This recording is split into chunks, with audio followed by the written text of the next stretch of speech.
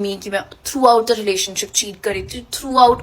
मैं रिलेशनशिप भी नहीं बोलूंगी क्योंकि I know some people like तुम तो थी नहीं उसके साथ।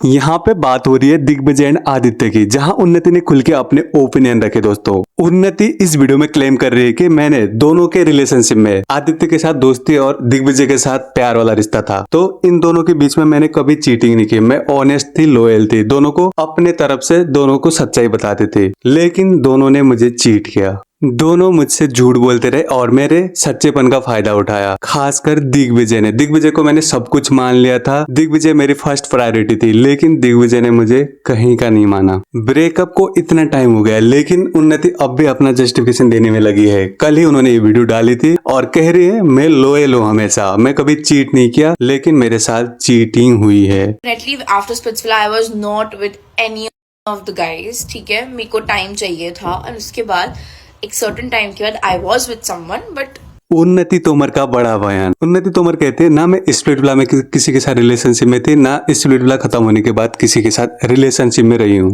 स्प्लिट्सविला खत्म होने के कुछ टाइम बाद जब दिग्विजय और दोनों साथ में घूमने लगे, फिरने लगे, एक दूसरे को जानने लगे, तब दोनों एक साथ हुए, रिलेशनशिप में हुए, उनका ये कहना है। तब उन्होंने अपनी प्रायोरिटी दिग्विजय को मान लिया, सब कुछ दिग्विजय को मान के सब कुछ सच सच बताते थे, कुछ भी झूठ नहीं बोला और आधे की बात सब दिग्विजय को बताया था करके उन्नति कहती है। देन उन्नति कहती है ही चीटेड ऑन मी। मैंने ब्लाइंडली ट्रस्ट किया था दिग्विजय के ऊपर, लेकिन उसने हमेशा चीट किया है मुझे। लोग भी बोलते थे वो बूटी कॉल और डेटिंग करता है, लेकिन मैंने अंधा विश्वास किया था। मुझे मिला क्या? धोखा। दिग्विजय के साथ ब्रेकअप के बाद मैं डिप्रेशन में चली गई थी, मेरी हालत ठीक नहीं थी और मैं काफी लॉनली फील कर रही थी। nobody cares about my October November वाला time. Nobody fucking cares.